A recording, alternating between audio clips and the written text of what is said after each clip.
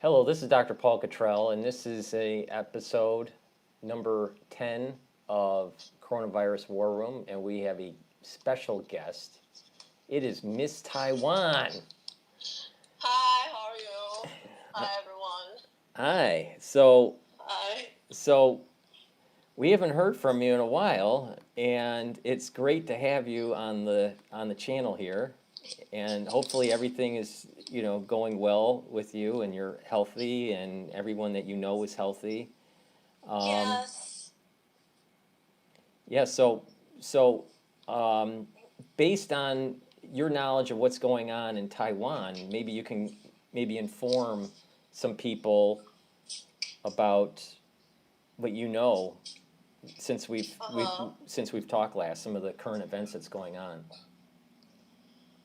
Well, I think Taiwan on the onset of the pandemic has been blessed because we were excluded from WHO. So when WHO is covering up for China and denying the pandemic, the Taiwanese government, was actually Taiwan has a lot of experience in pandemic because we went to the government over the last few decades have went to Africa to help with the pandemic situation over there as volunteer.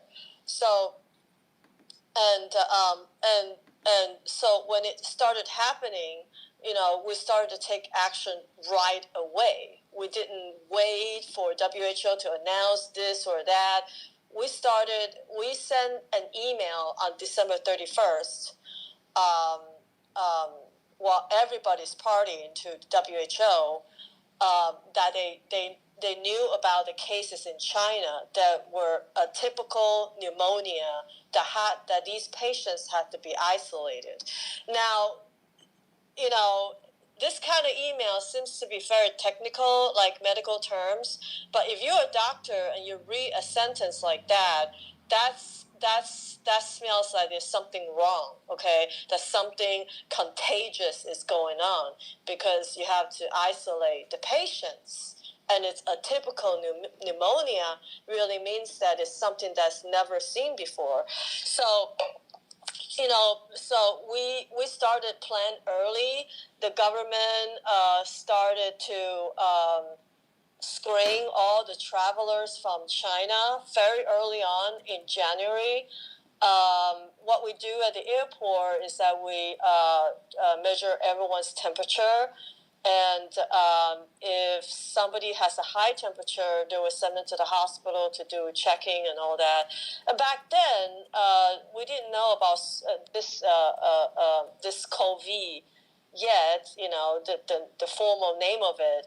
But then, of course, 2 weeks into January, things start exploding.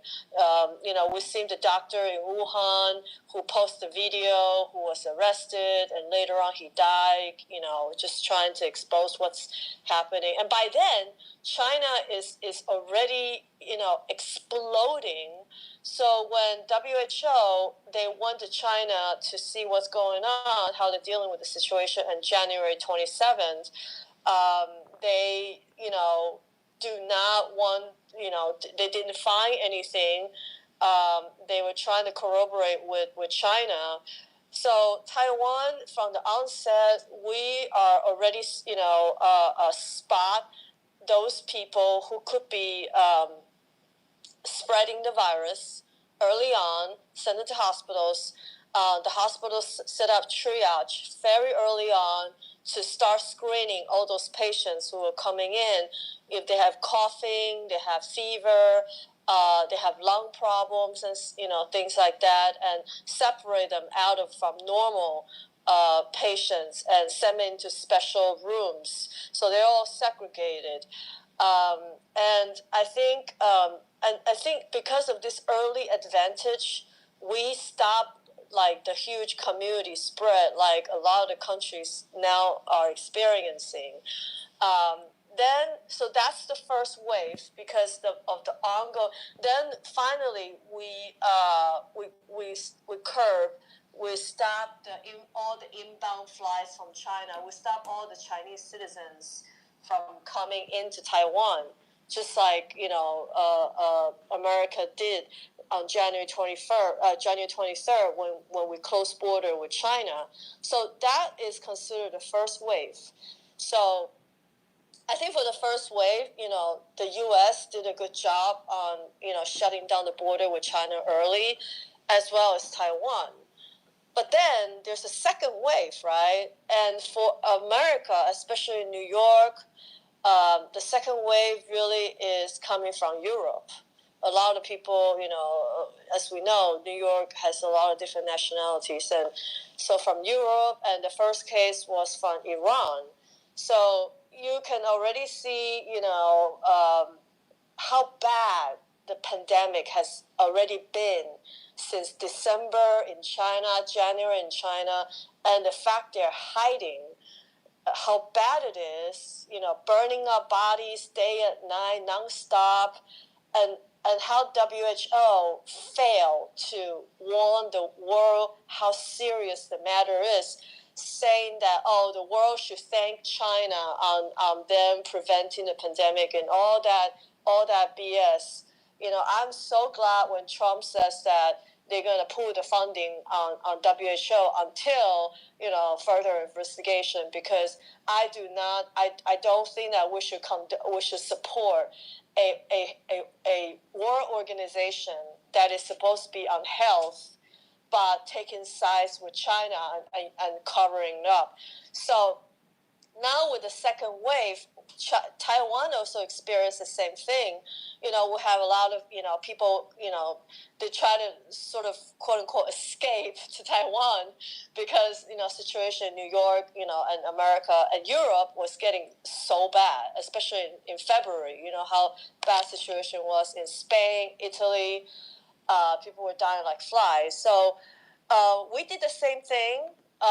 We screen everybody, and then we give them the tests, for the corona, because by then the test for coronavirus is already out, and so they were testing them. They were separating, the positive ones from negative ones, and we were testing them, and all of them had to be quarantined, right? And when the pandemic started in January, the government wants everyone to wear a mask.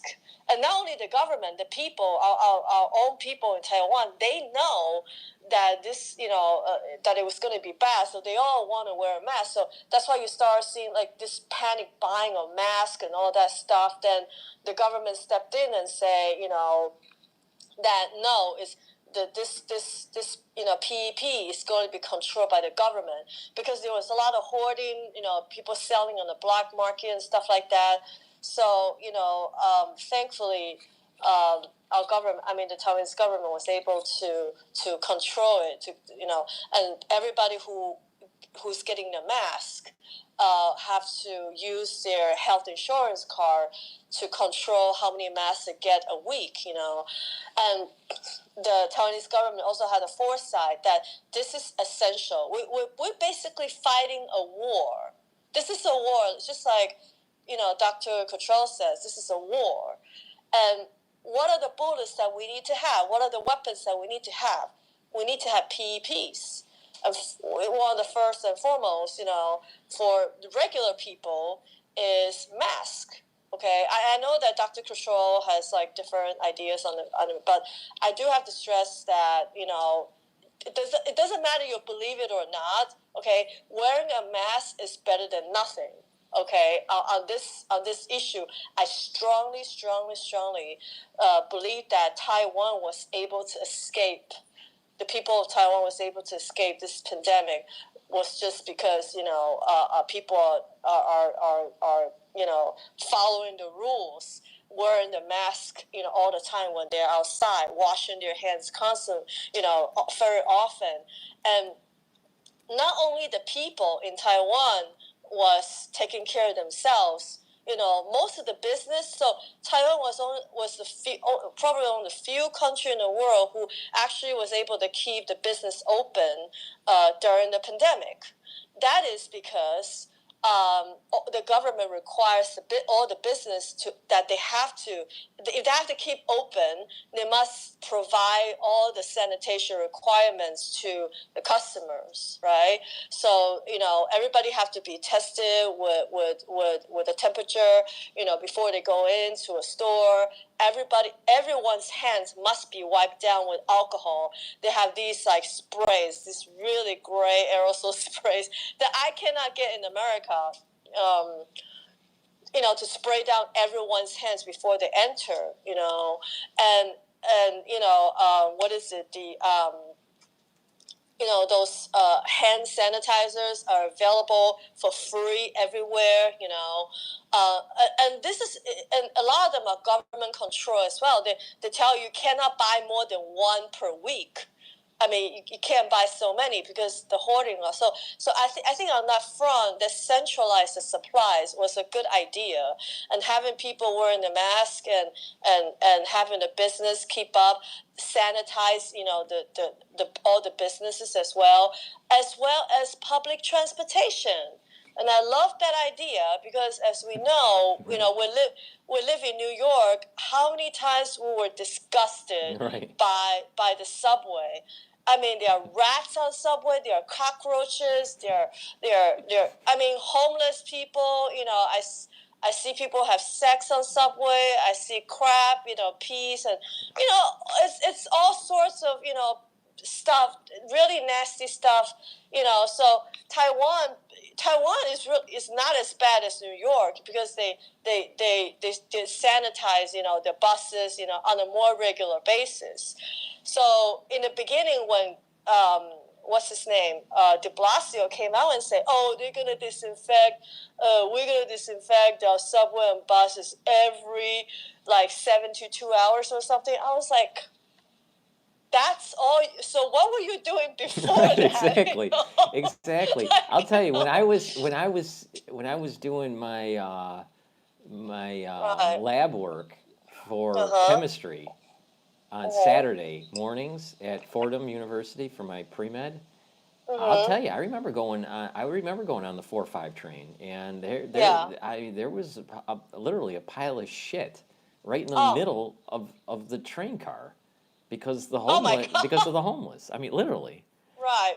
So I mean, people Right. don't realize that the sanitation in on New York trains Right. they're terrible. At least the subway. I Yes. mean, it's not Yes. as bad for, let's say, the Long Island Railroad or No. No. or Metro No. North, but Right. for Manhattan, Queens, the Bronx subway Right. system, Right. Right. it gets pretty dirty, really dirty. It's really dirty. And now the thing about the Taiwan subway and buses, a lot of them operate privately. So they have to follow the government's regulation on keeping the buses sanitized, and it's unbelievable how clean it is. I went back to Taiwan last year. It's just amazed at how they kept the public transportation so clean. And of course there's no homeless. They will not allow homeless people on any public transportation system because that is just a hazard. That is just not sanitary. They could spread virus, infection, and especially at this time. Now, I'm not saying that, I'm not discriminating about these homeless people, but I want to say it again. This is a war. This pandemic doesn't care who the hell you are. Boris Johnson gets it. Right. Prince Charles gets it. Okay, so they don't care who you are. All they care is that they want to find a good host, who is not going to die easily and spread, their genetic DNA as much as possible. So that is their goal. So removing, the homeless people, from the subways, Taiwan actually did the same thing. There are also homeless people in Taiwan, but really for their own good, for their own safety, there was a lot of small waves. When we're talking about first was being China, then there was a case where there was a homeless person got this coronavirus and in Taiwan, so they were really concerned about the homeless people. Whether they might because they like to congregate, right? They don't have a lot of social distancing, and so they were afraid that was going to happen to them. So they actually went in to try to investigate, try to give them, PEPs and stuff like that, and tell them to segregate. And but that was only one case, right? Now, New York is a lot worse. I mean, I think Los Angeles is even worse, right? So today when Cuomo stepped in and said, look, we got to remove these people because we have to take care of the essential workers, I think it's good, but it's a little bit late, but it's better than nothing. Again, it's better than nothing because, for all the years, that I've been in New York, and all the homeless people taking up seats, and sleeping in the trains, my first question is why, why is it no one respect the riders? Why is the mayor have no respect for the riders and letting these homeless people taking up space, being smelly? My privacy, my freedom is being invaded by these people who think that they can do whatever they Yeah, want. let me just explain what you're saying to people that don't live in New York. Right. What happens is that in the homeless, they actually just lay down on the actual bench, and they take up a lot of space, and it it they're not courteous. No, not. So what and there is a spread of disease. So I mean, it's to prevent And the it's spread of and disease. the worst is I think the worst part for me is really that they smell so bad. The whole car stinks. When you go to take, all those people who's never taken New York City subway, Right. when you see an empty train, please don't be happy that you can get seats. No, that's the train car you must avoid because there must be a really smelly homeless people. So literally, this is what happens in New York. People escape those train cars to, the cars next to them, and that car would be in a jam-packed rush hour, but that car would be totally empty because the homeless person was smelling so bad, and nobody don't want to catch some sort of disease from them. And here's another thing that people don't really understand is that there are places within New York that they can go to bathe and to get shelter. There's That's true. many different nonprofits that will help them. Many. They just don't want the help. Right, right, There's right, many of these homeless people do not want help. And people right, don't right, understand that.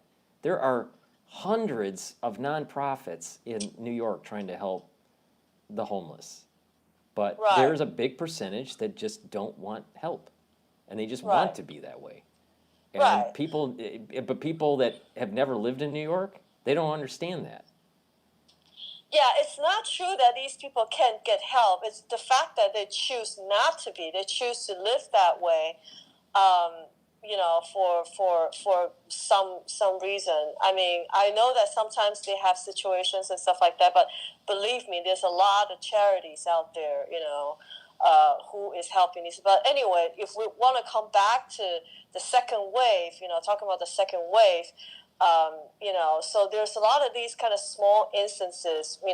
Lately there has been two major events in Taiwan that got people really nervous, that they were afraid there was going to be a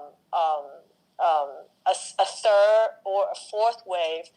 The third wave. So the second one being all those people coming from America and Europe, and they have to quarantine, and I think 200 people were confirmed. On for the second wave who are from America and Europe. Um, But the third wave that they were afraid of, which never happened, was that this sort of, escort. She was working as an escort, as a sex worker in Taiwan, in a like a high, sort of high level, if you can call that, um, um, um, in a really expensive, like, high end bar, and she works as an escort there, and so she was confirmed with coronavirus while she was working. She knows she has corona, but she still worked. So anyway, they finally had to send her to the hospital because she got really sick. So they were saying, "Oh my God, all those guys." Right. I mean, it was kind of a joke because they were started asking them like, "Oh, did you go there? Did you go there?" They were all afraid that all these men is gonna come out and say, "Yeah, I've been with her. I confirm." So like, and all their wives are gonna realize, "Oh my God, you cheated on me." I mean, it was kind of funny, but anyway, miraculously, somehow don't know how they were able to avoid it, but like no one actually got caught from her. I mean, So no one contracted it from her? no, and Really? they even Wow. said that she went to the hotel, to have sex with one of her clients and stuff like that, and even he didn't catch it. So then they were saying that there are levels of transmission. There are people who are super spreaders. So they were saying that maybe even though she's confirmed, but she is just not a super spreader. It's not like what happened in Korea. One person got it and like 100 people got it. So she luckily she was a very very low level spreader. So she basically just got herself sick, and she still doesn't know where she got it from. So that was like in early April. Okay, in early April. So that was something interesting. I'm talking about this from a medical point of view, not some sort of gossip. So even though she has sex with someone else and it involves a lot of very close contact, she was not able to transmit it. I think maybe because it was later on, in her disease, so that's why maybe the diseases were metabolizing out of her body. Of course, eventually she got better. She didn't die from it, and she got healthy. She basically got healthy and probably went back to work again. Yeah, it's kind of strange. So what I'm trying to say is we're still trying to find out, what really is going on, what could really happen with this disease. You find that people who was in contact with somebody for like 15 seconds and then they got coronavirus, COVID, or this lady who had sex with someone else, but then she was a low transmitter. So thankfully, thank God, these people were all fine. Of course, all the government, when they went in to investigate this case, they want everyone who were in contact with her to quarantine at home for at least 14 days. So they all follow the direction. And in Taiwan, what happens when you are quarantined? People, the government actually sends people to check on everyone's home to make sure that you are where you are, and you have to call to make sure that you're at home and stuff, and they can tell from where you're calling to know that you are indeed at home. So with all that control, and all that prevention taking place, we were able to avoid that. I mean, it was just miraculous that she didn't transmit nobody got it from her. Okay, now then there was a fourth incident where one of our Navy ship, as you know, we got, Diamond, what is it, Diamond Princess, is it? Diamond Princess, where, a lot of people got infected, from that cruise ship. So, and we heard rumors that the Navy, the Chinese Navy, also have, confirmed COVID cases, where it actually transmitted to a few hundred of their soldiers or Navy soldiers.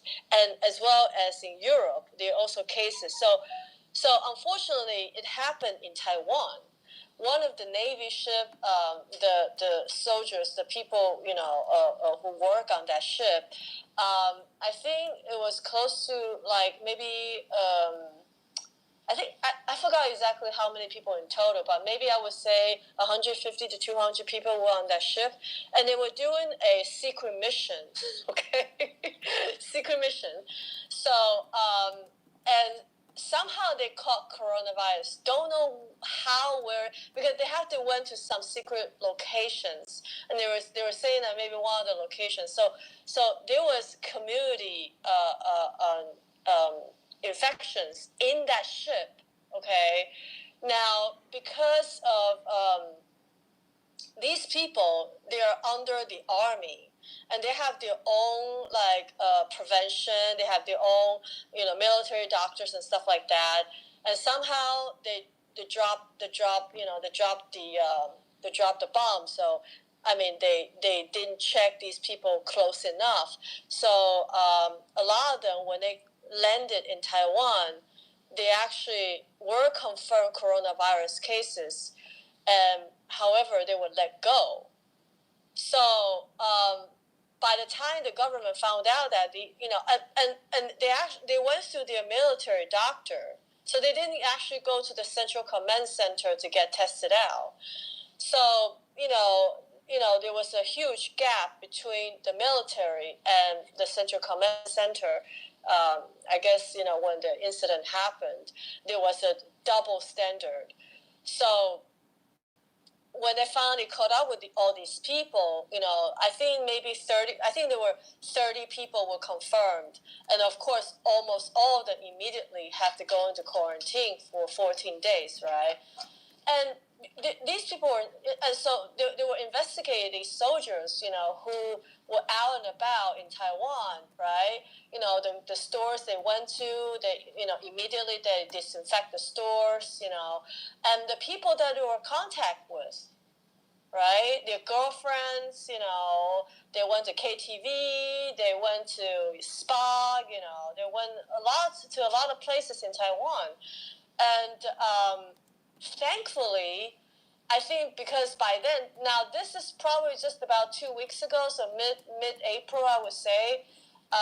Thankfully, I think because, the Taiwanese people, they were really taking good care of themselves. Wear a mask, washing hands, social distancing. So even though these people were out and about and all that stuff, no one got caught from them. Amazingly, again, we escaped this wave because there were 30 people were confirmed. But then they were looking at their families. They say, okay, they were outside, maybe they're not so close, right? But if they look at the families of these soldiers and their girlfriends, they discovered that even their girlfriends didn't contract, didn't get the disease. So they are still not really sure how come, So one of the opposition party right now saying that because the government is covering up the real numbers, because right now our confirmed cases are very low, like 2 cases last week, and there has been 0 confirmed cases this week so far. So the opposition party, of course, was right to question that you were covering up and, you are not releasing the real numbers, just like China. But then they were saying that is not the case. This is true because they've always tried to operate as transparent as possible. Only when you have only when you have transparency about this disease, then you know how to fight it. Then you can fight it. If you don't know how big the monster is, then how are you going to prepare yourself to fight the monster if you don't know how bad it is, right? That's why I think it was so important that that Trump forced the issue that we should test more than what the CDC was originally recommending. Because the That's CDC was true. not testing everything, and Trump was saying, no, I want to see everything. Well, okay, I do have something to say about that, though, because the same question was raised in Taiwan. One of the opposition leaders was saying that they should just test every single person in Taiwan. So this is a deeper subject, okay, and I'm gonna try to explain to you why that is. That you know, I mean, I think Trump is coming from a point of goodness. I don't think he's I think a lot of people have the same question. This is not the time to withhold questions. This is the time to question, like, should we do this, should we do that? This is not the time to, and Trump being a leader, he has the right to ask these questions. But I'm going to explain to you that might not be a good idea. And actually, that could be a really bad idea. First of all, the testing kit supply is low. Okay, so if you are going to go out to test every single person who doesn't even have any symptoms, you could be wasting a lot of precious testing kits and money. Okay, that's the first thing. Okay, but we say, oh, but we got to save lives. Money doesn't matter. No, that is not true. It's just like think about it as a war. You have this 5 tanks coming. So you shoot at these 5 tanks, right? So they're gone. These 5 tanks are dead, gone. Then you think that, oh, there might be more enemies coming. So why don't we just shoot the bullets in the dark? Even though we haven't seen the enemies coming yet. Well, that would be wasting the bullets, right? That would not be an effective, way to defeat the enemy. So if you start testing everyone, even if they don't have symptoms, what if they have symptoms later? You test them now, they're negative. It doesn't mean that they're not going to transfer to positive tomorrow. So still, that is not a very good idea. Because that means you need to test them every single day, because otherwise it would lose its meaning of just testing everybody. Then you have to test everyone every day then, right?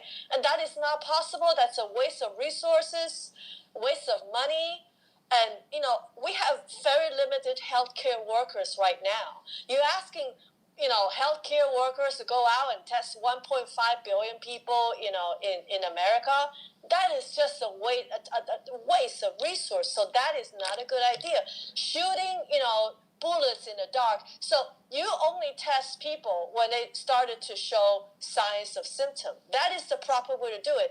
And like Taiwan, what they did is, when they have a confirmed cases, they would test everyone, like the people who are closest to them, like their families and stuff like that. And that's how Taiwan was able to contain a lot of these cases, because they found one person who is confirmed. Okay, he lives with 5 of his family members. Then they would test those 5 people. All the other people who are strangers, who's never met with them, they would not test them. That would be a waste of bullets. So to preserve your bullets, to hit it when you see the enemy, that is the right thing to do. Because otherwise, you'll be wasting a lot of resources, and you got to do it at the right time, at the right moment, right? So otherwise, so I can't agree with Trump on that. I think, preserving, I think having a good plan to defeat this pandemic is important, not just, blank bullets shooting in the dark, that's, unfortunately, we all hope that would happen, but that's not possible right now. Well, I think that Trump was really talking about if there was some sort of symptom that leads a clinician to think that they might have COVID-19, that they should test. That was what I was meaning. I wasn't saying they should test everybody, even if they were asymptomatic. Yeah, but anyway, there were people asking that question. Just test everyone, Right, So right. I'm giving, and this is I learned this from watching the Taiwanese show because they have all these medical experts, and that's how they explain to me. Now, if you have symptom, if you feel like you have symptom, then you should definitely go, test yourself out. And that should be the right thing to do. And actually, if you are a confirmed coronavirus case, right? I think what they should do like in Taiwan, all your close family members. Well, right now we're all social distancing our family, right? But for all those people who are confirmed, they should test out their husbands, their daughter, whoever is close to them, living with them, and then be able to treat these people on the very early, because the complications, some people, as we know I don't know, I forgot his name, I'm so sorry, but I know there's this Broadway singer, actor. He had to have his leg amputated. It's such a sad, story to hear that, because of complications of coronavirus, Oh, wow. So, you didn't know about that? I vaguely remember something about it, but not the details. Yeah, right. He had he's in New York right now, and it's like a GoFundMe page for him and all that. So he is an actor, and he has been in the hospital for a month now. Do you remember which hospital he was in? I think that's private information that they would not release. You can't do that. You can't release their privacy information. Right. But his wife updates his progress online on her Facebook or something, or Twitter or something. So we know that because there was a blood clot in his leg, and that was going to affect his heart, or vice versa. So yeah, he had to have his leg amputated. So what I'm saying is, if you know somebody, if someone close to you, you're very close to, is confirmed coronavirus, get yourself tested, because you could be one of those people who have no symptom, who could be a super carrier, or who could just get really sick. You might have some underlying problems and stuff. Get yourself checked. I think that definite, because in the beginning of the pandemic, they say that only if you have a fever, you are coughing. Then you should go get yourself tested. And I know that online there's a lot of people who could not get access to testing. So, I'm definitely for, more testing to be done to all those people who think that they might have. But people who have been quarantined, we've been quarantined at home now for more than a month now. So we know that we don't have coronavirus, right? So it would be a dumb idea for us to go out there to test ourselves, because that would just be waste of resource. But I mean, Cuomo is saying test for an antibody.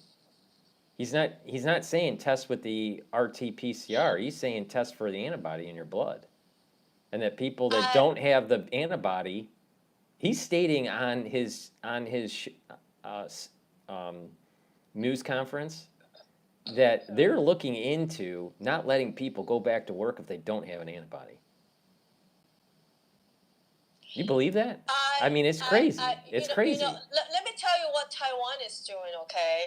They are also testing antibodies, but not for political purpose, not for economic purpose, but the purpose is to save lives.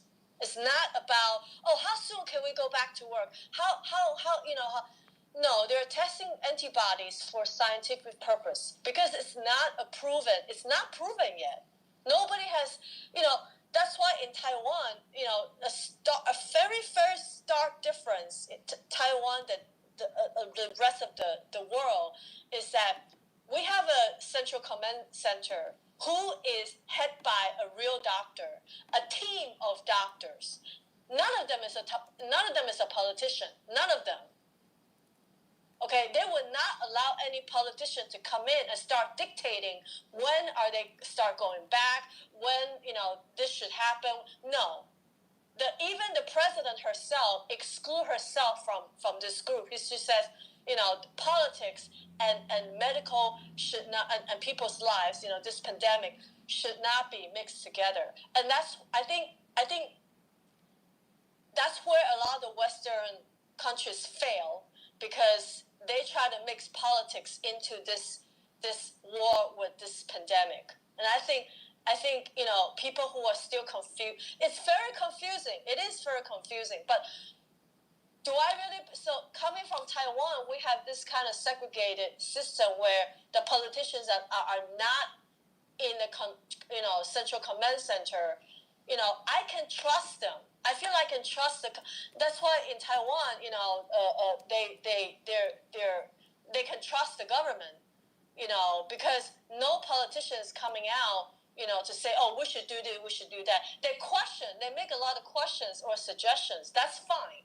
But in the end, it was going to be leading up to the medical doctors, to come out to say, okay, we're at this stage where we're safe, we can start phasing out the social distancing or phasing some things out. It was never going to be leading up to a politician who would say, oh, we should be sorry. So for me, looking at how New York respond, it's like in a different dimension. I still don't understand why is Cuomo or De Blasio calling the shots on how New York should do. I think it should be led by a team of doctors, real medical doctors, and giving advice and telling the government what, because this is a war on disease. This is not, I know that, New York is a lot of people want to go back to work. I know that in even other states, there was another state, who protest and want to go back to work, First Amendment and stuff like that. But First Commandment. It's the First Amendment. That's First Commandment. First I'm Commandment sorry. is from Moses. Right? I'm sorry. It's My okay. bad. It's okay. I got carried away. But like I said, this disease doesn't care about your First Amendment. It's not about this is people. You need to segregate everything else from it's not about losing freedom. It's about you're fighting the disease and everybody is together in fighting off this disease. And for Cuomo to come out and say, oh, only when you have the antibodies then you can go back. So what am I going to do? Should I infect myself and see if I have antibodies, and if I die from it? Well, too bad. That is such this is the first time I heard. Actually, the first time I heard Cuomo said that, because I don't watch the news anymore. I don't watch the news. I know watch it gets so depressing. I mean, it's almost like you have to stay away from it. I mean, not only depressing, but I just but don't he's so hear anything. idiotic. I mean, De Blasio is such an idiot. Can you believe him? He's the one that we have to rely on to lead New York City out of this pandemic. I cannot think of anything worse. I mean, here's a guy who support homeless people, who cannot, who fail miserably on affordable housing. Let me tell you how bad affordable housing and how it affects the people in New York. You tell them how it is. Miss Taiwan, okay. You tell them how it is. Okay. My dog loves to have a dog house, okay? And my dog has been saving up his dog food and his allowance on buying a freaking home in New York to have his dog house where he belongs. He still can't afford a dog house in New York. Right. That's how bad it is. I mean, De Blasio has been saying this for I don't know how many years, 5 years now, affordable housing, we got to tackle affordable housing, this and that. But then, it just gets worse. That's why we have more. So it's all trickled down to the homeless people and those, a lot of, we say thank you to these essential workers. People are in the front line. People are laborers. People who work, delivering food, truck drivers or working in supermarkets and stores. All these people are receiving very low wages,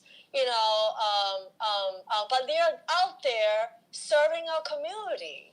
And then I know some of these people can't even afford, a studio apartment. They have to probably share a sublet, a small room in an apartment with other people,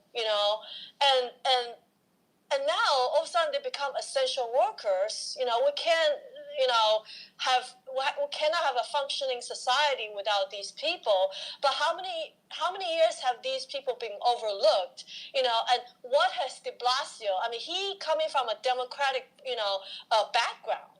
But I see over the years he's helping the rich, New Yorkers more so than the poor New Yorkers, or the blue collars who are here, who are not unions.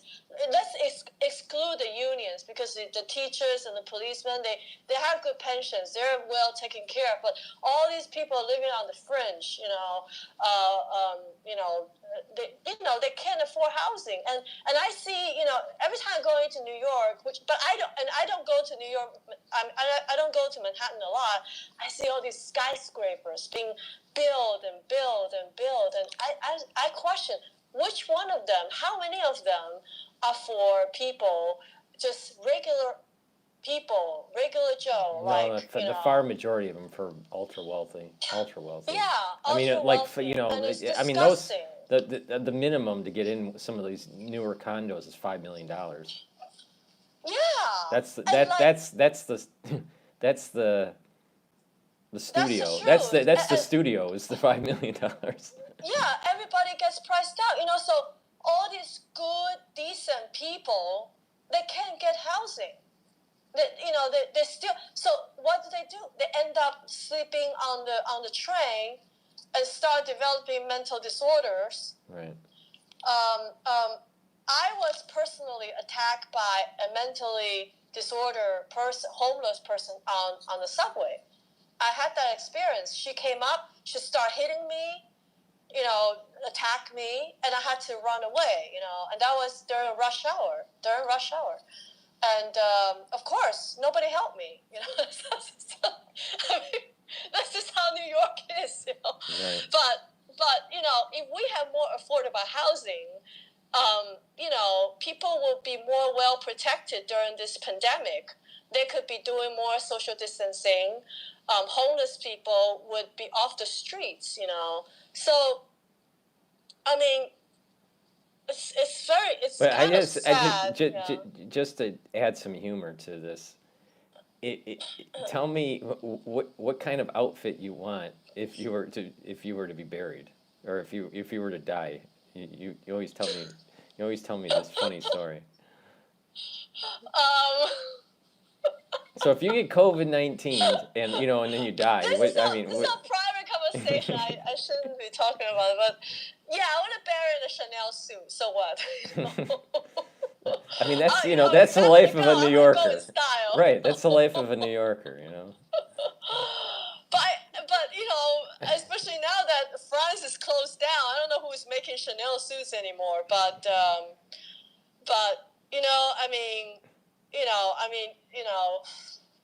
that's just a joke. That's just a joke. I mean, I mean, this is a serious situation, but if you don't add a little humor to this, people will go crazy. yeah, because a lot of people might think about death a lot at this point, because they think that I might die, getting this disease, because so many people are dying. So and just today, I just so happened I was watching Just Judy. Um, that's the highlight. That's the highlight of my day. Okay. Was this today? Yeah, it's just today. Okay. And right after Just Judy was, CBS News, right? Which I really don't care much about. But then they were saying that they discovered this truck outside of a Brooklyn funerary home, where they found bodies inside the truck, and I just feel so bad for these people. I'm like, I mean, it's this is New York City. right? You cannot imagine we're supposed to be a quote unquote advanced city, and everything is so badly managed by this mayor.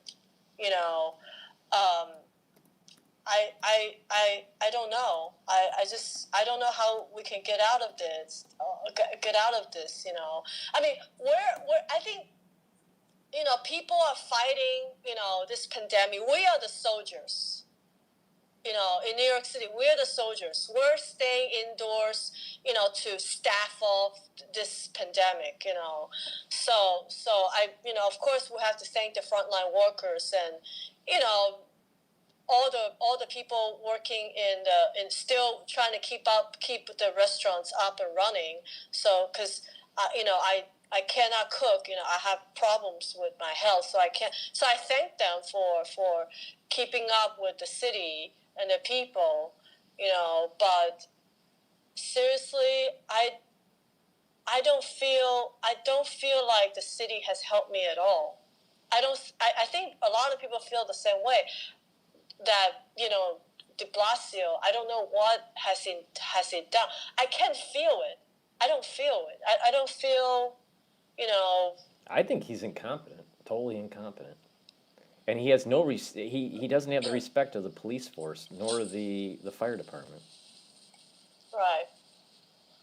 Really? Oh, I didn't know that. Oh, there's a big infighting between him and the police department. Well, Because the sad. police want to try to prevent the crime, and it was under De Blasio Right. that's saying, don't prosecute, don't Right. don't go out and actually fight crime. Right. So De Blasio is more for the criminals than he is for the actual citizens that are following the law. Didn't somebody said that Weinstein was going to be released? Weinstein? Oh, really? That. You mean yeah. from Hollywood? Yeah, really? Yeah. Oh, I didn't know that. Well, I heard that he was sick. I heard didn't he get sick and then he was his he's his sick health. and he has like underlying disease and stuff like that, but still it's like, oh my god. I'm sure he's got chlamydia. Oh my god. Yeah, I mean, so if New York, because New York City is getting better because of all of our efforts and stuff like that,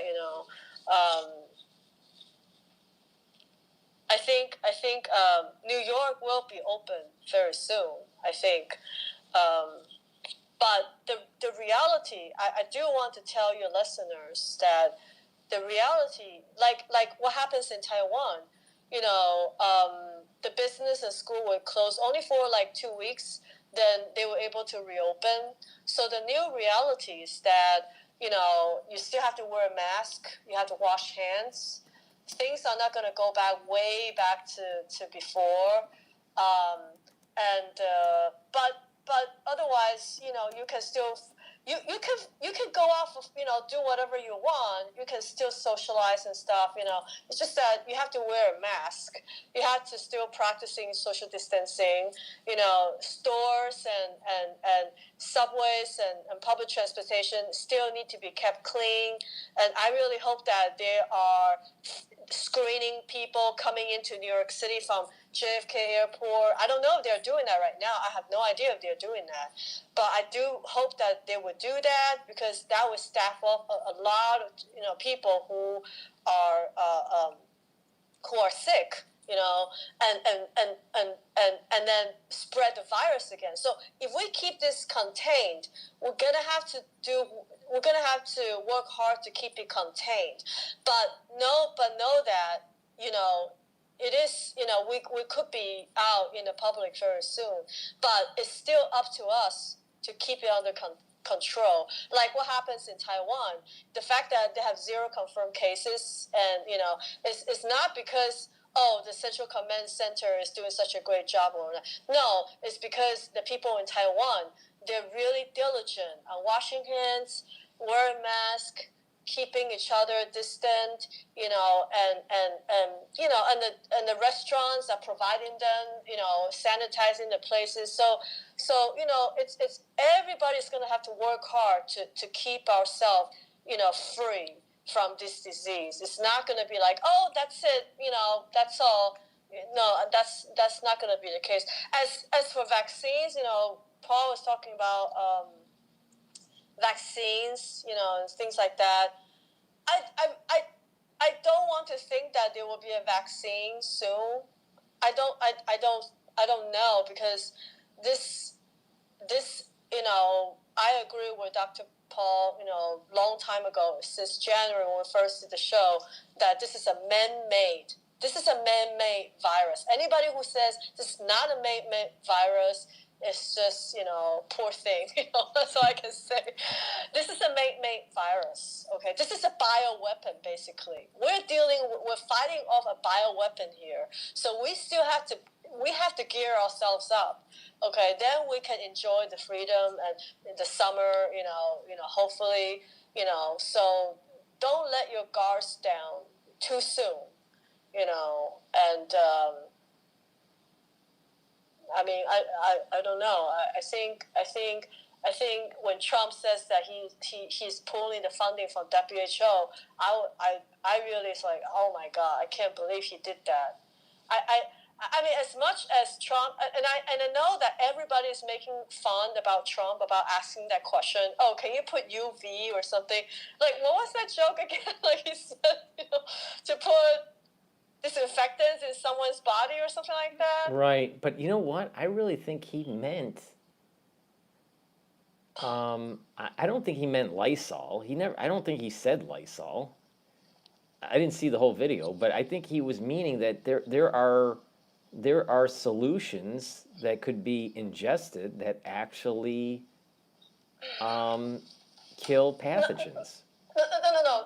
Paul, don't try to twist things around, okay? You really Don't think try... he said drink No. Listerine? Or you really think he meant drink Lysol? It is. First of all, let me dissect this for you, okay? Analyze the situation for you, okay? Yeah. You know that I'm a Trump supporter, but okay. Yes. All right, go ahead. I'm a half-assed Trump supporter. Okay. As long as you support Taiwan, then I support. No, I'm just kidding. I think his trade war in China is just brilliant. I gotta give it to this guy. He's brilliant. Okay, and then he says that he want to bring manufacturing back to the United States. I think that's another really brilliant move to boost up the jobs here, and especially we know that after this pandemic, there's a lot of essential, medical supplies, that should be manufactured here. It's just like your bullets. You need to make your own bullets, right? But anyway, going back to what he say about putting disinfectants, inject them into your body, and fight all that, right? First of all, it is true what he said, okay? But I actually think that he asked that question because I think maybe some people were asking the same question. And he's trying to clarify that for those people. There's 1.5 billion people in America, and a lot of them are crazy. Okay, No, it's not 1.5 billion people. There's only 330. There's only 330 million people in the United States, and about only 330 million in the United States. I thought it was 1.5 billion. No. China is 15 billion. No. China's 1.5 billion. China is 1.5 billion. Right. So, oh wow. China's 230 million people in America. That's it. 330 million. 330 million people in America. Okay. Let me rephrase this. See, you're converting it because of the translation, the numerical translation between Chinese and American. You're missing a couple decimals. But the thing is that it's 330. There's 330 million people in the United States, and it's about 1.5 billion, 1.4 billion in China. No, I got my number wrong. Okay, I got my number wrong, but my analysis is still the same. There's a lot of people in America, and a lot of them are crazy. Okay, please. It's a fact.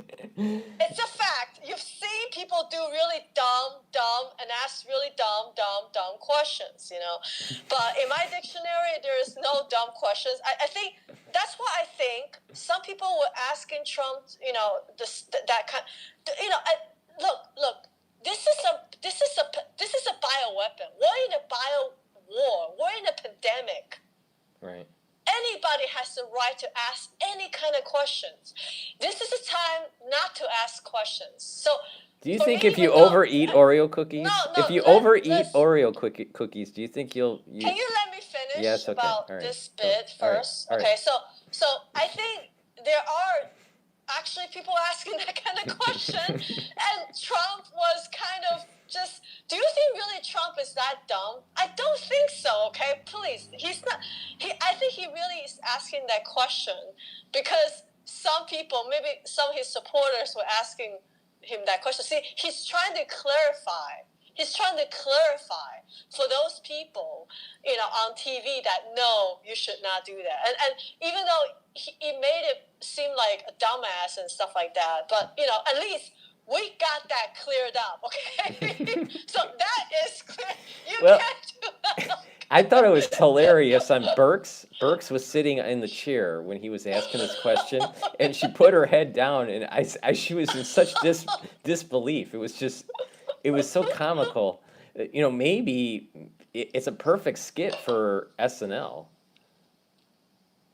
Saturday Night Live, they did the joke. I think they did the joke on that, but I think the truth is there are a lot of people who are still very confused about the disease. I mean, let's put it this way. There's a lot of elderlies who don't really watch the news or they don't really understand the news. There's a lot of confusions out there, and yeah, Trump asked a question. I mean, most people in the United States, we are educated. We know that that's not possible. But there are people, and you gotta give it up to those people who have this kind of concerns and put a stop to it. I think there's nothing wrong with that. I think there's nothing wrong clarifying. I mean. I just think that people should just. I have seen elderlies. I mean, I know my friends have elderly parents, and they are totally confused. Like she'll be telling me about what her parents think about it, and it would be totally, really, like, kind of out of this world. And I'm not gonna say, I'm not gonna talk about our private conversation and stuff like that, okay? But I do want to tell you, there are a lot of people who are still confused, and they ask all these, very confusing questions, and it's not their fault. It is not their fault. It is China's fault who created this in the first place, and WHO trying to cover it up for them. Those are the two I blame, okay? I don't think we should blame Trump for I mean, this is the first time we're dealing with a bioweapon in a bio war, and this kind of situation. Do we already have an SOP in place for this kind of stuff, or like a Bible to know exactly how? Nobody knows. It's like a first time for everyone, So No, someone did a super chat, and I asked people that if they did a super chat that they can ask a question. So I'm going to read it. So this is to you. So okay. So just give whatever your opinion is. So since you believe this is a bioweapon, do you think it could be spread by unconventional means? I think unconventional means yes, of course, because as the medical team have discovered, this is a virus that's never ever seen before. Let's say the fact that it could live in hot weather, because most viruses, like flu or whatever, usually die off when the weather gets hot. But you see cases in Africa, you see cases in Iran, you see cases in Southeast Asia was not normal. We've never seen anything like this. And then be able to transmit in that kind of very hot, warm environment, it already proved. And also the fact that it could live off of the surface for a very, very long time. Like something like 5 times longer than typical virus or something like that. And the third thing is they say that to kill, they were trying to kill this virus, using just how hot you have to, how hot does it get so that the virus could actually be killed. I don't have the actual data with me, but it's a lot higher than normal temperature when you have to kill the other virus, and for a much longer time as well. So this is nothing typical. This is atypical. This is engineered, and it's very smart because it could find a good host. Its mission is to leave as many genetic imprints as possible, and that really means that it was going to affect as many people as possible. So that's and it came from a laboratory setting, So I mean, this is nothing like the usual virus. Well, I don't know if last I spoke, I didn't tell you about my new hypothesis, but because the T cells are being infected, and we talked about this a while back, about the CD147 pathway. As the T cells get infected, the presentation could end up being long-term, like 5-10 years from now, producing rare cancers that were very AIDS-like. So, because this is a weapon, wouldn't you want an acute phase and a chronic phase where you weaken your enemy? So, I believe that, and we won't know for sure until years from now, but it wouldn't surprise me that we'll start seeing rare cancers due to COVID-19 that, for lack of a better term, is AIDS-like. Because it's affecting the immune system. Right. I mean, we still don't know what is the long-term effect of this virus. Right. I mean, a lot of people got healthier, but we just dealing with this virus for 3 months now. I don't know what's down the line, 6 months, 9 months, 1 year. Like I mentioned to you, they found this guy who is from the Navy ship. He has antibodies as well as virus at the same time. So what kind of secretions that this virus can spread out? If the virus lives in you and it become dormant, right? Does it do something else? That I would not know. And if its purpose is to try to kill you, as many people as possible, then we don't know, But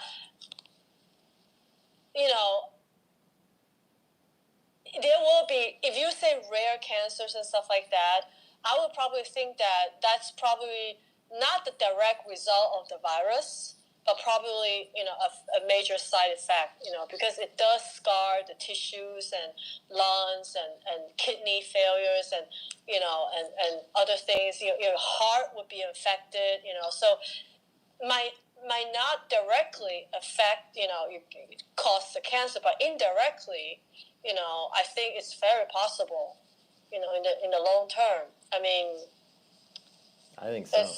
I think so. It's kind of like September 11. Those first responders who got like a lot of cancers because they respond first to the scene, and they have lasting, long-term health problems, and a lot of them die from cancer. It could be very much like that. Good point. Good point. I mean, since you and I, know quite a bit about finance and economics, what do you think about this negative 4.8% annualized GDP number that just came out in the U.S. Yeah. I mean, the thing is, this is a world pandemic. Nobody's immune from it. Europe is hard hit. China, America, all the major economies are hard hit. Japan as well. So when the whole world is healed, I'm not talking about just America. if America gets better, it's still useless because we can't sell our products to Europe or China or other countries. So we have to wait for the whole freaking world to get better. So then we will finally be better, and finally the economy could get up because, so you really have to wait for the whole world. So this negative GDP, I think it's quite normal. I'm not surprised. China is even worse if you want to compare. I think actually. What I really worry about is unemployment, because I think unemployment is more Yeah, well, directly there's like 30 million. affect. There's 30 million Yeah, people that have yeah. claimed. Unemployment right now would be really the major concern. GDP right now, I mean, I can't go that far, because that's why in Taiwan, you know what they do, because we can produce our own masks, like real surgical masks, not that crap that you buy from China. Those are not surgical masks. Okay, the definition of a surgical mask is that there has to be a layer, a very fine electronic magnetic layer that they produce while they're producing the mask, to put on that thin layer so that the actual virus cannot go into your mouth. If you buy some crap that's made in China, those are not real masks, because the virus can get inside of you. That's why we call them the surgical mask. Surgical, for the purpose that the virus cannot actually go inside, because you have that thin film of some sort of electronic magnetic thing that covers the mask. And so what Taiwan did is they know very well, if the whole world doesn't get better, Taiwan is not going to survive very long anyway. Okay, so they start shipping out, donating masks to Europe, to UK, also to the US. Donate to all these countries, so that all these frontline workers, so everyone in the world could get better. Then you can start talking about GDP and stuff like that. Otherwise, the next time we're gonna talk about is food shortage. How we're gonna get food. Right. And the thing is, the good thing about America is that we still have domestic consumption. We do have domestic consumption. I mean, if you think back, this globalization is maybe was what, 20, 30 years ago, right? Yeah, well, it kind of really start. I Right. view globalization in our generation starting right after NAFTA. But I Right. mean, in reality, globalization rebooted right after World War II. Right. But So I actually think that if Trump, is able, that's why I think it goes hand in hand. If you have domestic manufacturing and you have domestic consumption, right, you are possible to keep up with the economy, because we're a big country. We're not, like Japan. Japan rely heavily on their energy, exports and food and stuff like that. If you have the domestic manufacturing power, then you can make food on your own. We don't have to worry about food shortages. I mean, of course, having international trade is even better. I mean that, like, Silk Road, goes from history. Some people produce this better, some people have grains better, and they exchange. All that is evolution of the human history, right? And economics and trade and stuff like that. So that's proven very successful, and there's nothing wrong with that. But at this point in time, we're gonna have to rely on our domestic. If America can get better, can get really as a whole. I'm not just talking about New York. I'm talking about like the whole United States. Then we can start manufacturing. We can start domestic. Then, because there's still a lot of people in America that need to eat, and we'll have cars. We'll have computers. We still have to keep up with the remote working method. So I actually think that there will be a great domestic demand. It's just that now we're all holed up at home, can't do much. See, I think that once people go back to work, I'm talking about the 30 million that were laid off. The ones that go back to work, it's going to Right. take several months, a few months or several months, depending on how long they've been laid off, to Right. start, buying durable goods. Because they're Right, behind right. on their bills. It's going to take a while for them to dig out of that hole. Right, So right, right. but the ones that were not laid off, there's pent up Right.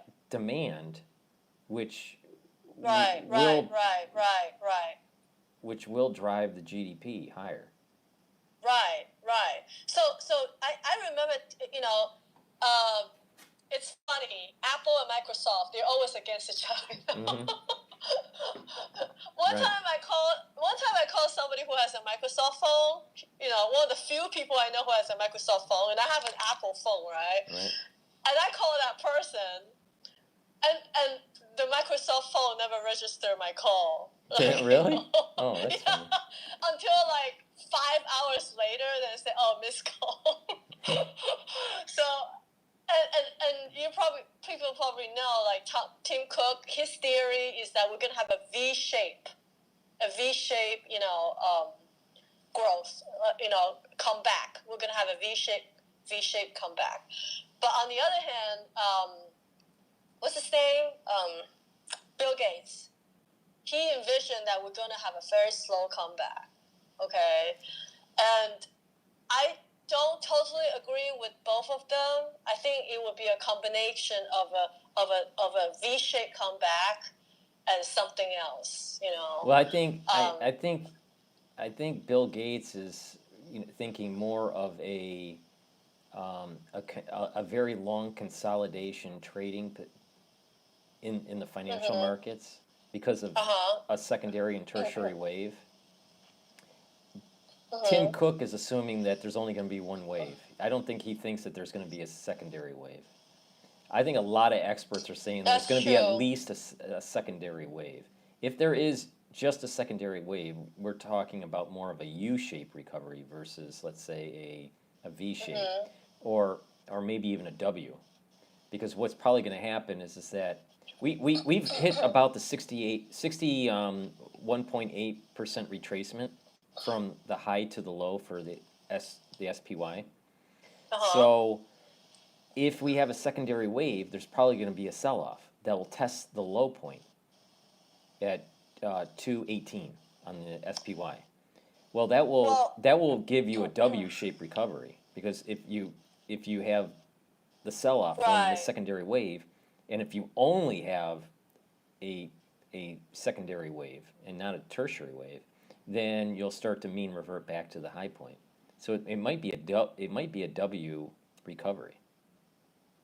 Yeah, and I think it would be a zigzag kind of thing that slowly go up. If you stretch it out for 1 year, right, it's still gonna be like continuously going up, because if we fight this off right now, like let's say we're going back to the economy in May, right? That means we staff off this wave. So then we would know that we have the ability to fight this off.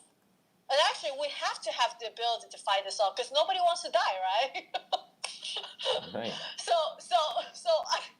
hopefully everybody survives, and we must survive. Otherwise, sayonara, and the only one operating would be the funeral homes and the coffin sellers. But anyway, so if there's going to be a second wave, the dip will not be so deep. And probably not going to be any dip at all, because they know that we're going to be able to bounce back. So if we bounce back really well this time, I actually think that's why I'm thinking I'm closer to Tim Cook. I don't think Bill Gates. I don't know why he's talking about economy. I really don't know why. But I think if we bounce back really well, and I think we need to. The first thing we need to take care of is unemployment. Once you take care of that, everything else is going to fly just automatically. Right. That's my theory.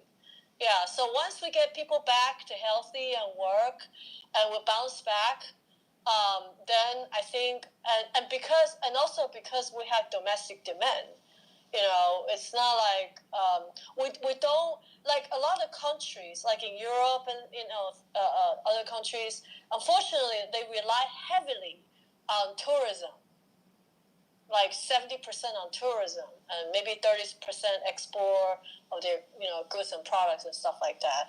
They don't have a lot of domestic demand. If you look at Italy, it's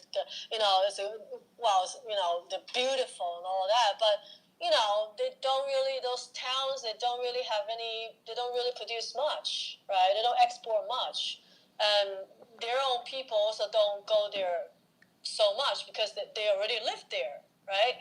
So this diversification out from tourism, especially, one of the big problem with Europe, why they are so bad as it is, because they rely heavily on Chinese tourism, and the Chinese tourism did give them a really good 10-year run, of their money, but then they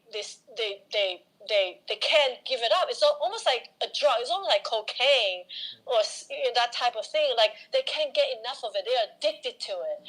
And China, being so smart, they want these countries to be addicted to them, Right. so that they can get control over these countries. These poor countries who are in more debt, and they will give them money, say okay, I'll help you out with this and that, and and you have tourism, so it's but now it's a wake up call. They need to diversify themselves from tourism. They need to produce something. They need to have their government need to put something in place.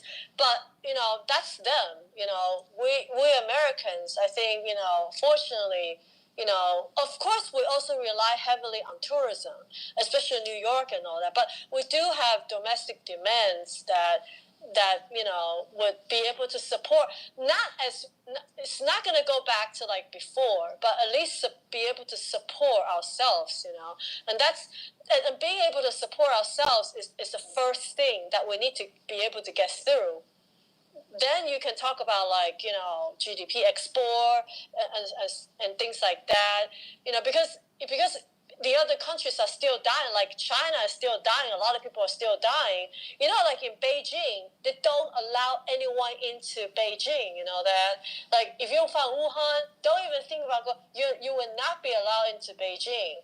There's a lot of discrimination going on in China against their own people. Like, if you're from Wuhan, fuck off. Like, don't even come near my town.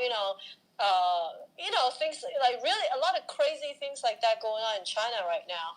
But thank God we're in the United States. I predict that we'll definitely be able to bounce back. So definitely, all the listeners, do yourself a favor, buy stocks right now. Well, no, I think no, I've been telling the channel. I mean that there's different points of view for this. It Okay. depends on the event horizon and where someone is in their portfolio. Right, But if right. I've been telling the people that are in the channel that have sold stock at the high point when I recommended them to sell. Oh. A lot of them followed my advice and they sold. Okay. They sold. All right. Okay. So I'm telling them, don't go back into the market until you know that there's not a second wave.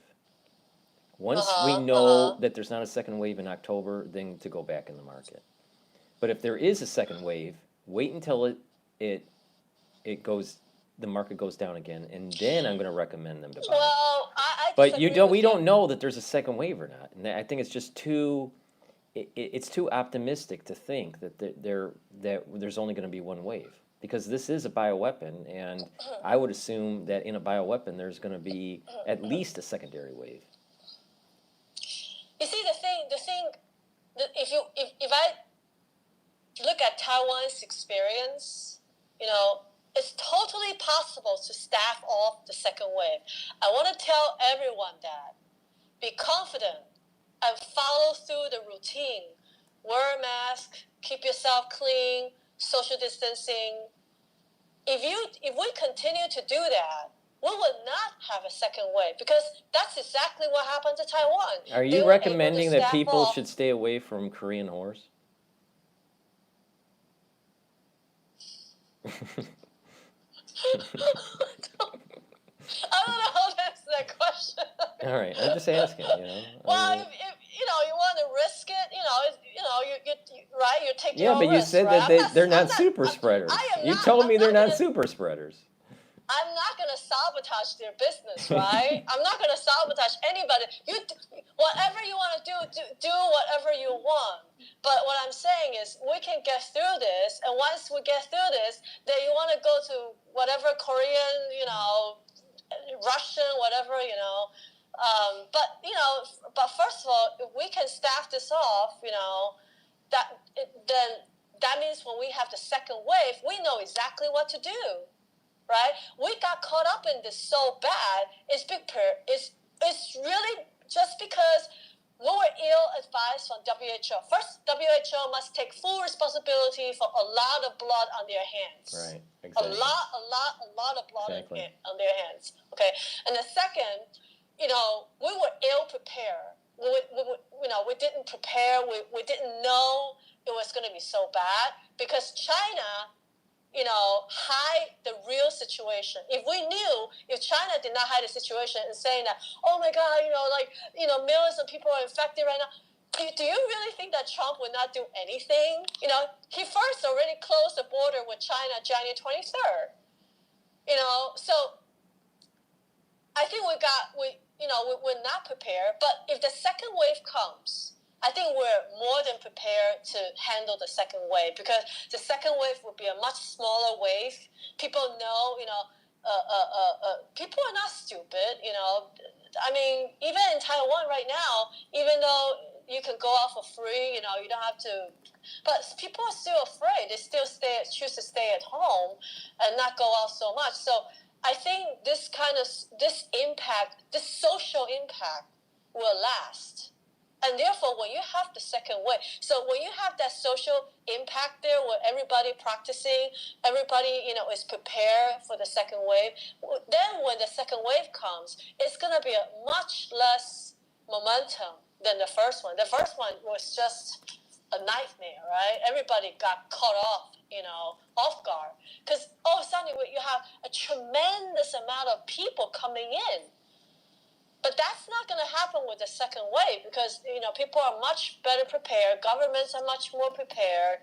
So I think I actually disagree with you when you say that after the second wave.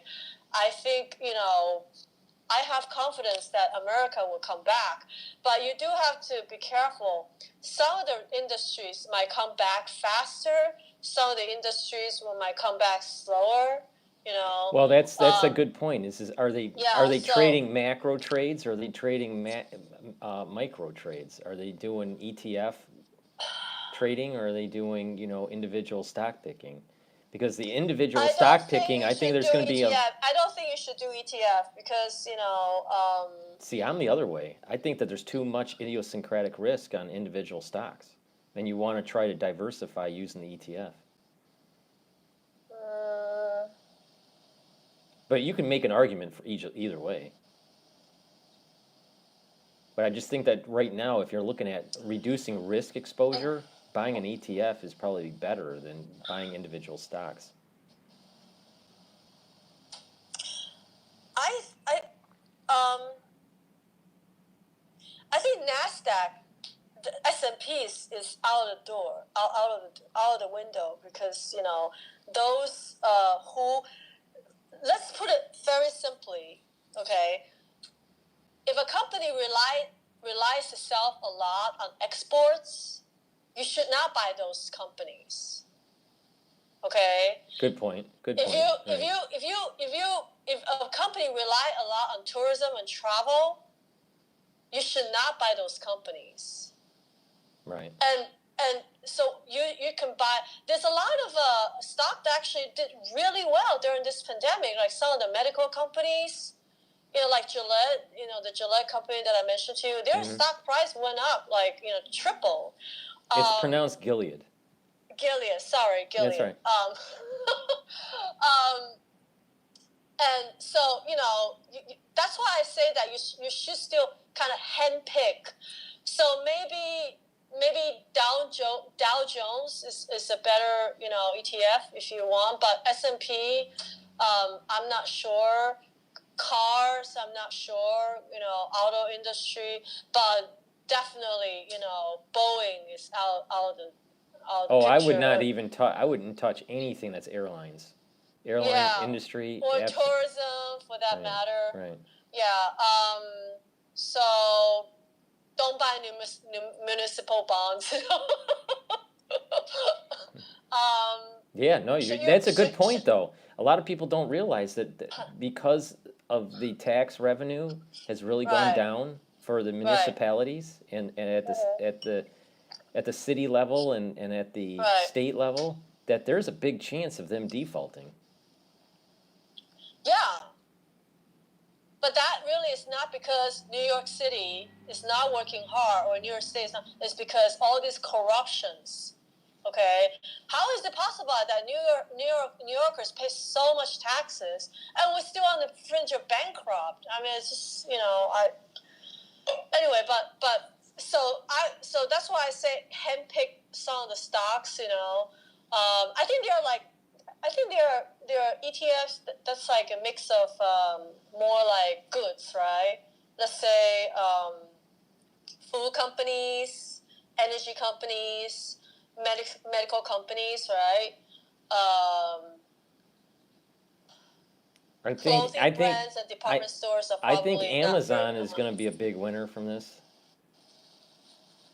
well. Amazon, yeah, but Amazon had problems too. Like their delivery is not as good as before.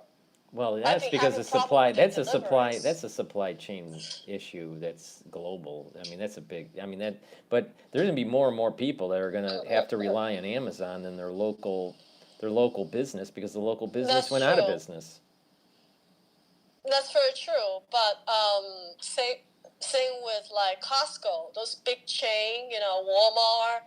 No, those like daily supply. Amazon. They could be. I'm not sure. I don't think there's much effect on Amazon, What do you but think about the sports stocks? buy. Really? You really think? Really? Because even though I myself I don't watch too many sports, but it's kind of like American spirit, like American lifestyle, right? Football, NFL, right? Baseball and things. It's gonna come back big time. I mean, the other day there was an NFL draft, right? Like even though I don't really pay attention to it at all. But even I've noticed that they were saying that it's one of the like big highest watched drafts in the history because people got nothing else to watch. So I think concerts, people are gonna want to go out even more, enjoy their lives. Concerts, um, um, and entertainment stuff. I think entertainment. Movies are down. Movies are definitely down. I'm not sure a movie will ever come back though. You mean like I'm not sure movie because theaters? yeah, because you see, like I said, this social impact changed a lot of the way we live, right? So now a lot of people are watching Netflix, TV So and my things my like theor- that. my theory on So that is I'm is not. that the I think social behavior is yeah. transient. That social behavior that you're talking about, once we get out of shelter in place, is only going to last maybe 4 months, and then we're going to go back to our old ways. Because that's what something happened Mhm. similar right after 9/11. People stayed indoors Mhm. because they were afraid of terrorist attack, and everyone was patriotic for about 4 months. Right. So I think that 4 months is about as long as it, people can go with changing their behavior, and then they go back to their hardwired ways. Yeah. Amusement parks, right? Well, yeah, I mean Disney is Disney, Disney is getting right? killed right now, totally killed. Yeah, yeah, but that's what I want to talk about is corporate responsibility. Corporate responsibility. You like Apple, like they have so much cash on their hands, and I think a lot of I don't know, a lot of your callers or listeners probably don't know about this thing called stress testing that the Federal Reserve government requires for all the banks to do after Lehman crash. So banks need to be able to survive at least 3 months, with their capital, their cash on hand. So they cannot. Let's say if you get $100, right? You cannot spend $100 all on investment. You need to preserve, let's say, $30, in your piggy bank, so that if something bad happens, you can kind of, survive for a few more months, And I think the same thing should be applied to all the corporates now. That they should not put all their investments, and their rate of survival should not just be 1 month. Like I remember, like 1 month into this pandemic, Boeing came out and said that they wanted to declare bankruptcy, and I'm just like, holy cow! I mean, this is a quintessential American industry for, I don't know, 50 years, Right. Well, no. making so much. With just J. 1 Crew? month. With J. Crew? Yeah, with Jake, Yeah, or whatever it is, I mean, J. Crew is going to file bankruptcy this weekend, uh huh, and they've been around for, I think, since 1930s. wow. So that's what I'm saying. Corporate responsibilities that, all these people getting too greedy, too much, too fast, too much growth, it should be, it should be step by step, it shouldn't be getting too big, too fast, So, I mean, because J. Crew is not anybody. Boeing is not anybody. They're all part of American culture, American society, America as a whole. Right. Right? So seeing them go down is not a good thing for America. Oh, I heard. No. I saw a news. So I that's saw a why. news. I saw a news alert about Boeing that they were going to do a corporate bond issuance, so they didn't need a bailout. So they may not have to go bankrupt if they're successful with the corporate bond issuance. Well, I don't know who has the cash. I don't know who has the cash now to Well, see, to here buy the problem is that Boeing got hit with two things. They got hit because of that issue with the plane. Oh, the Max Yeah, the Max 300, Yeah. 350. And then they got hit because no one was ordering planes because of this crisis. So, and they lost production. So they got hit twice. So that company is in serious trouble. Well, But I think they'll restructure themselves out of it. as a person coming from Taiwan, most people are middle class, and a lot of them have their own business in Taiwan. Okay, and you know what they do is, their business also have up and downs and up and downs and up and downs, but they don't give up so easily. A lot of times, why they succeed is not because they have such a good business. No. The reason why they can keep their business going on for so long, like a lot of business went on for like 50, 60 years, okay, 30 years, is because they were able to transition themselves very quickly to find a solution for their business in a situation that is not good for them. And I wish the same for all the American corporations out there that, I just think sometimes, they need to take more responsibility into their own companies. Just one hit, two hit, and then they just go bankrupt. It's too easy to bankrupt in this country. I wish that they fight harder and say that we're gonna fight their way out. we're going to keep our employees. We're going to keep our companies. If we can't make airplanes, maybe we can make some other things, and try to rescue themselves, because otherwise it's bottomless. It's just bottomless, and just putting more money into the same company who is going to make the same mistakes, who is not going to be able to survive at least half a year if something hit. Because I tell you, Black Swan would happen again. That is absolutely for sure. And how could a corporation? Yeah, but not most black have swans so are bioengineered weapons. What I'm saying is, I think corporations should still be able to keep themselves afloat for at least six months. I don't think that's not. I think that's reasonable. I'm speaking for all those employees who are going to lose their jobs because these companies are going to go bankrupt because their CEO got so much money. Right. I don't know how much. All these obscene payouts for these CEOs and stuff like that. In my mind, I think that's just not right. That is wrong. That's not corporate responsibility, and that is wrong. How can you walk away with so much money? Can you believe that when Lehman bankrupt, all their top managers are still executives? They still got paid. Right. It's only in America.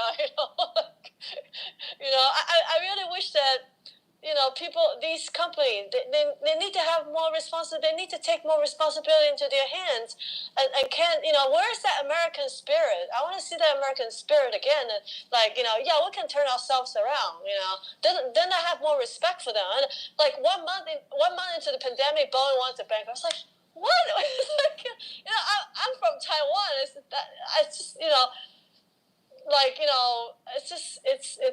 You gotta fight harder, and I believe American people can fight harder.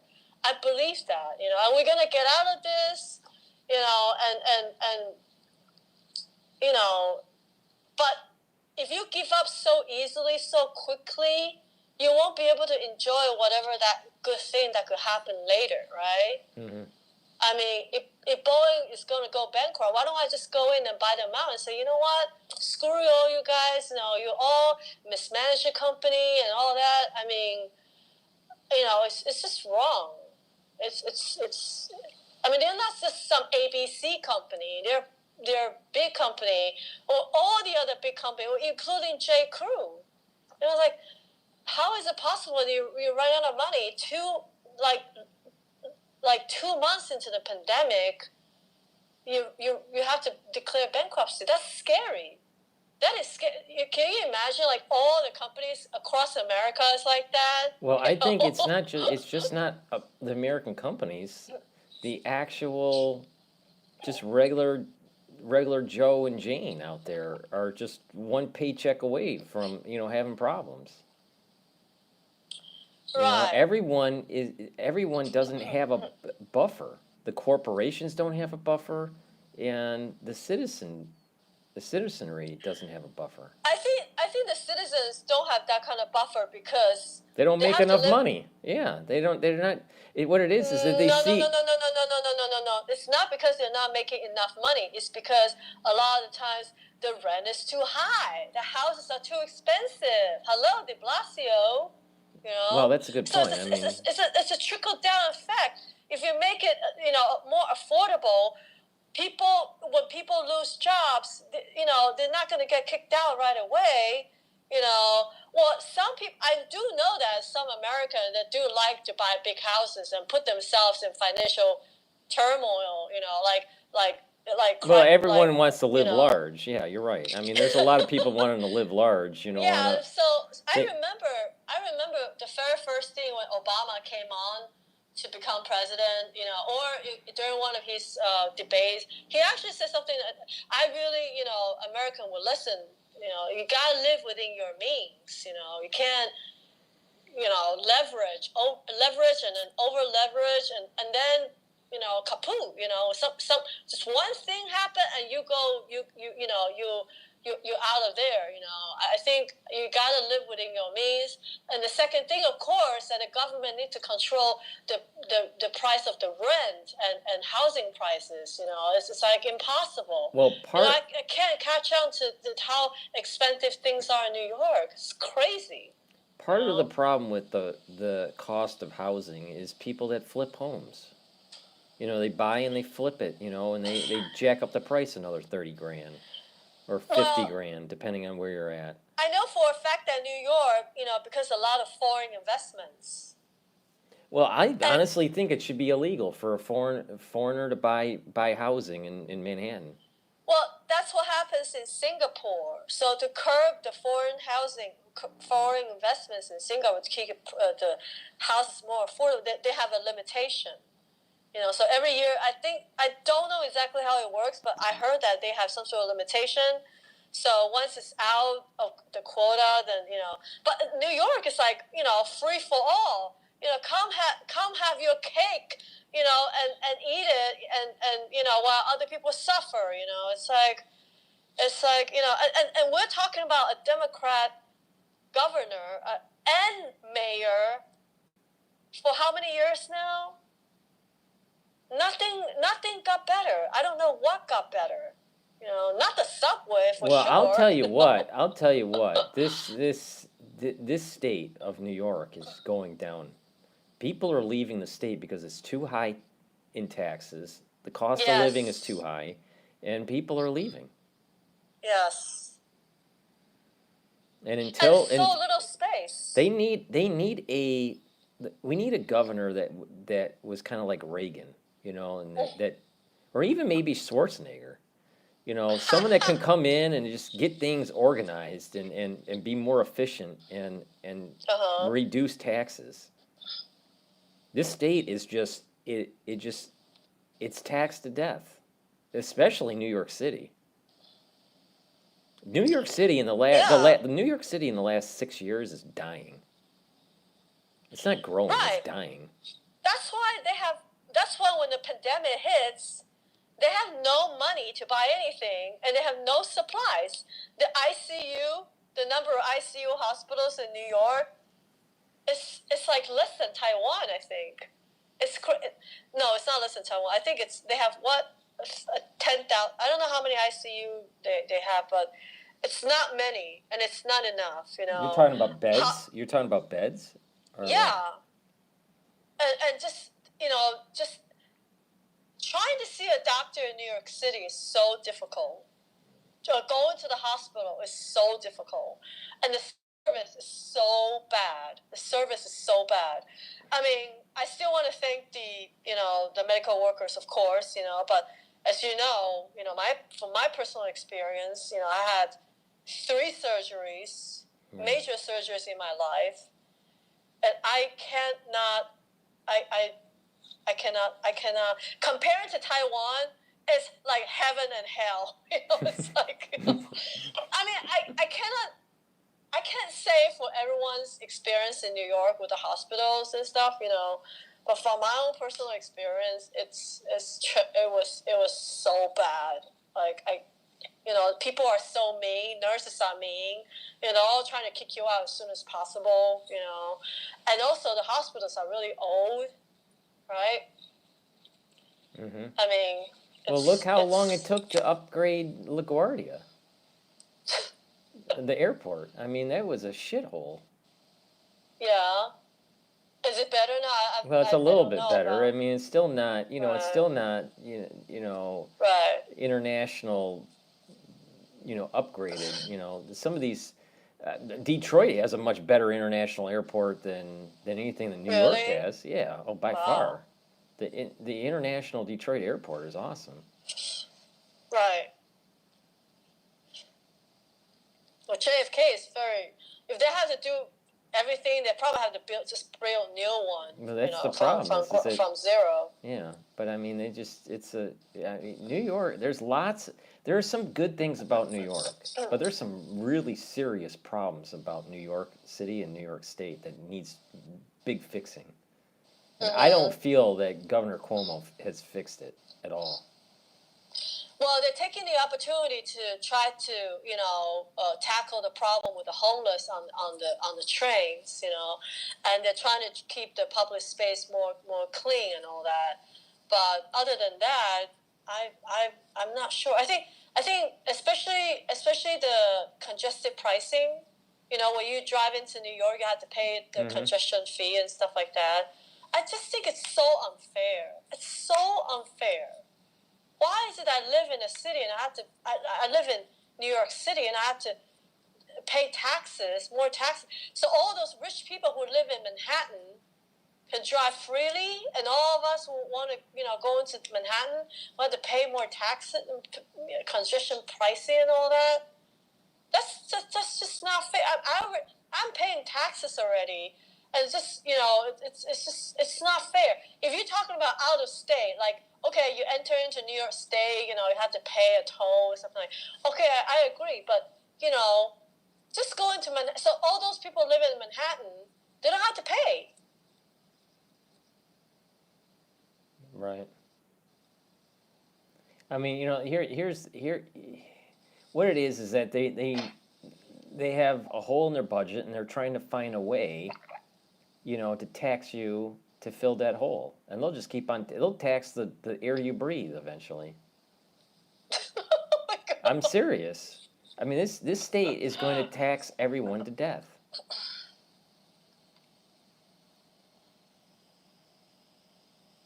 It's sad. Yeah. It is really sad. But in terms of because we've been talking since 10, so it's been almost 2 hours. So we'll wrap up here. But Right. what do you want to say to the audience? I mean, you have a huge audience on my channel. There's a lot of people that like it. No, I'm serious. You do. There's a lot of people that like hearing what you have to say. They like your humor and your Really? your sassiness. But to the crowd out there, what do you like to recommend or even just boost up their feelings, because some people out there are pretty depressed, and maybe you can give them some words of advice. Yeah, definitely. Because if you take the example from Taiwan, Taiwan is fine. So if we are all in this together and just do what we have to do, we'll be fine. Just like Taiwan, they go to restaurants, they go to shopping, and everything's fine. So but of course, the government was doing a lot of work to keep everything clean. They're keeping the school clean, keeping the subway system clean, and then you do your part, and then, we'll be fine very soon. This is not something that's not impossible to defeat, because look at Taiwan. They're fine. They're getting out of it. So definitely don't think that this is going to. I think what's depressing for some people, probably because they can't trust the government, and I think I can't fix that for people, but I do want to say that we're stuck with what we have, but the truth is, it's not, the government is not going to be able to fix everything for you. You're going to have to do, what you have to do, and we can get out of it very soon. Seriously, because Taiwan is fine. It's great. I mean, I've been thinking about going back to Taiwan and just enjoy my life there, but no, I have things to do here, and I want to stay here to see it through, So try to think, positively. If it's possible for Taiwanese people to live a happy life, and even at this hour, then we can too. American people are so strong, are the strongest people in the world. There's no way that I don't see American people, because I'm coming from a foreigner kind of. I didn't grow up here, but American people are very tough. And we suffer through a few crises in our history, but we're gonna get through this again. just like Tim Cook said, we're gonna have a V-shape recovery, and that means victory. Okay. Right.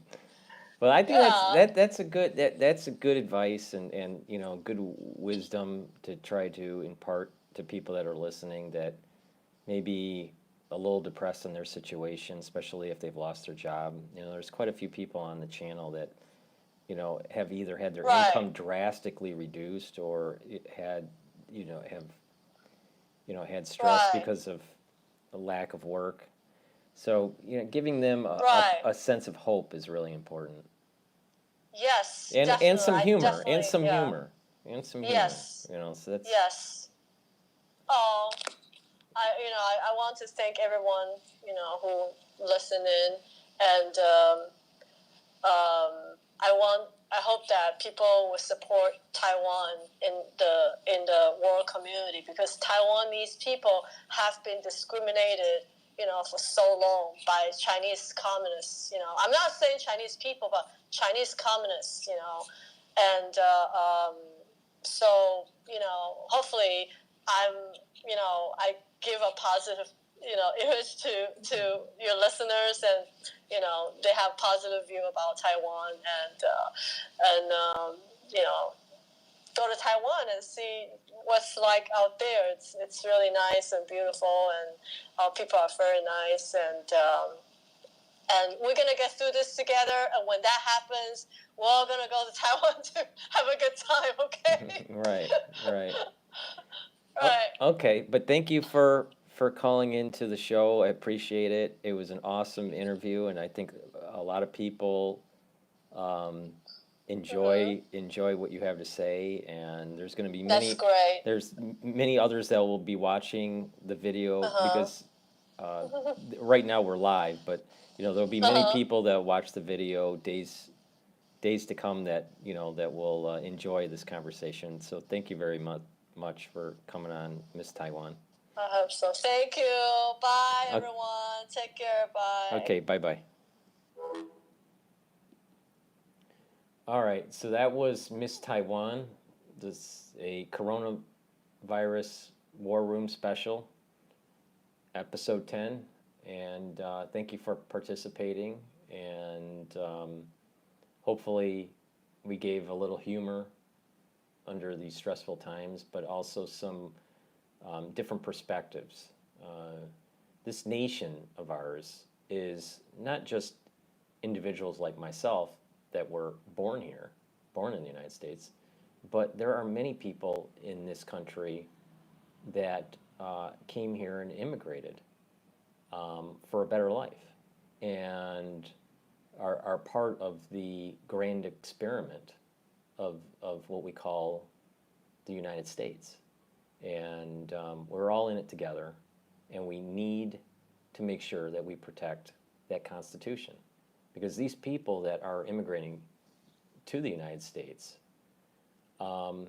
they want a better life. They're leaving their homeland, they were born for a better life.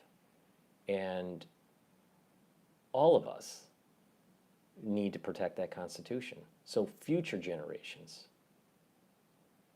can enjoy those freedoms, either born here or that immigrate here for a better life. So that's why it's important to do Occupy America and tell your governors that you're not going to accept that Bio-Patriot Act of any form.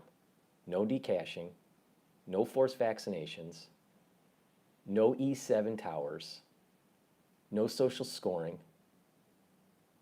We're going to take back our country. Enough is enough. And we all have to work together. So thank you for listening, and have a nice day.